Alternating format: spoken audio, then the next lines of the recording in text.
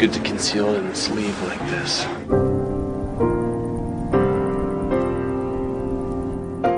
I've always been a pretty good boy most of my life, so I enjoyed the thrill of breaking the law.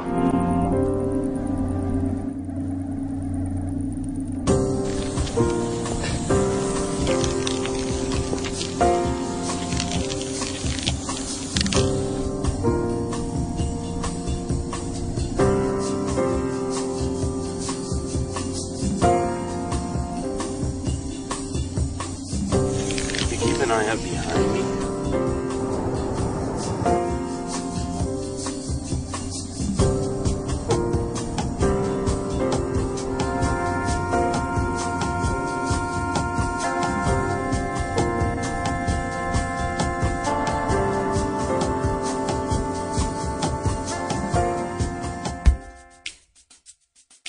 Right before September 11th, I kind of checked out Andy Goldsworth, and I was kind of thinking about how I could sort of duplicate that same excitement that I experienced when looking at his work.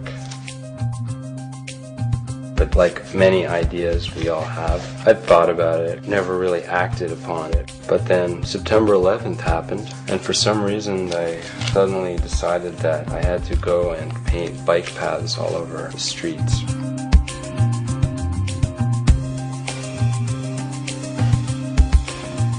This would supposedly wake everybody up and make us realize that oil was driving this evil empire, and that if we kept continuing at our usual pace, our consumption habits would basically ruin us.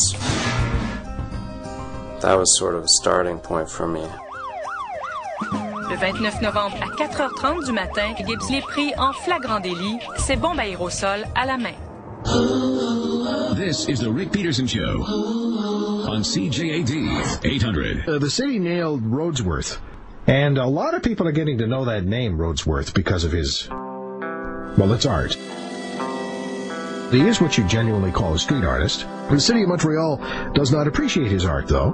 The problem is, of course, he paints on city property, not his own, and you can't do that kind of thing, no matter how interesting or artistic it is.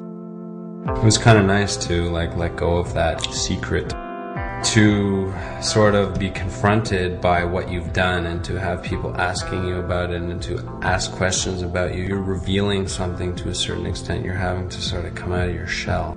It kind of forced me to just say, well, this is who I am, and take it or leave it. The first time I heard about Roadsworth was when a journalist called me to ask me my opinion. What does the director of the Musée d'Art Contemporain think about Roadsworth? Is he an artist or not? Which is kind of non-issue. If you say you're an artist, then you're an artist. Whether or not you're a good one, that's when I get involved. But the first time I noticed him was when I started seeing these things on the streets, and I was kind of intrigued by them at first because they were so slick and so well done and so clever. I just presumed that it was a grant that somebody got with the city's permission. His work seemed to hit a nerve in the city. It seems because it was so well integrated with the city's infrastructure. It looked official. But he could be facing as much as $100 grand in fines, some jail time. It's 85 charges of public mischief because he does this on public property. What to do?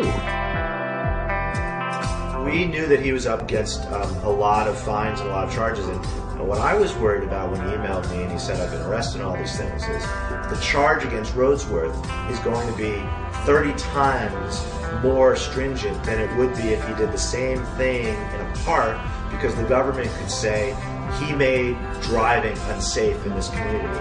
À ma connaissance, c'est la première fois que les gens de la rue, le public, les gens ordinaires, s'adressent aux autorités municipales pour soutenir une œuvre et un artiste. C'est pas rien, ça.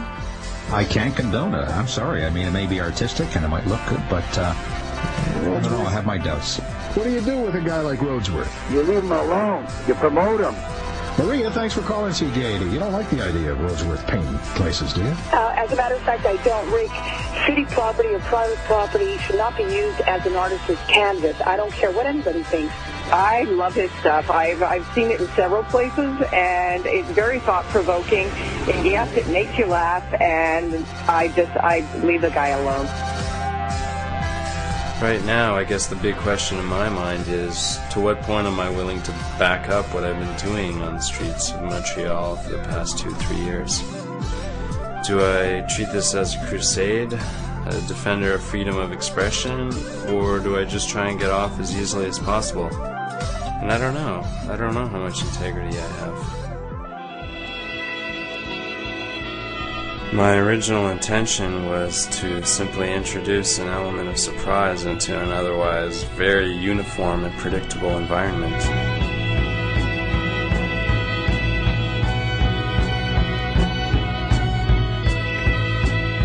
I'm starting to wonder whether I have sold out. People keep asking, I'm like, have I sold out? Maybe I have sold out, and I don't even know.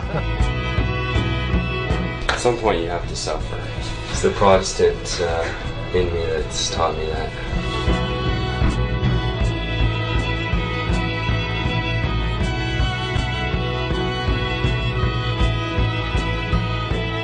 One revelation is, I think, that things happen when you take risks.